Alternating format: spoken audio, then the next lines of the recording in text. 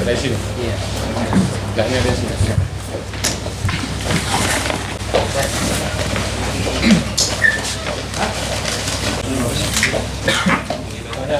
Kalau ini mau kelar semua.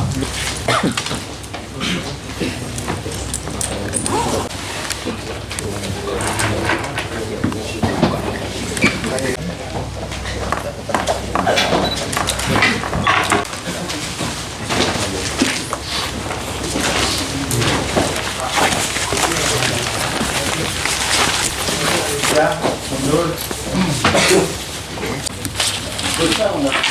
Ada sendiri ya.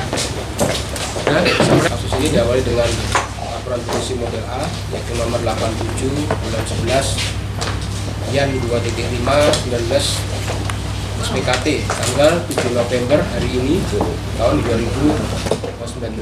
Lokasi atau tempat penangkapan yaitu pada hari ini, hari Kamis tanggal 7 November sekitar tadi jam 10.25.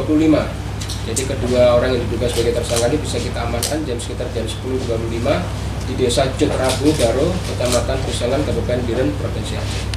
Jadi kronologis kejadiannya perlu saya sampaikan. Jadi sekitar bulan September tanggal 16 September ini tersangka ini sempat memviralkan sebuah akun di Facebook yaitu yang melanggar undang-undang ITE, yaitu tentang masalah SARA, hubungan dengan SARA, dan juga hate speech, ujaran kebencian.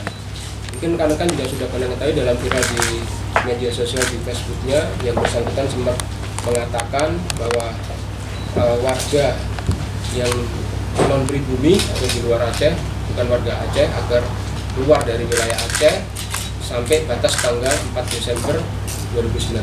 Kalau tidak keluar, maka akan dilakukan tindakan kekerasan.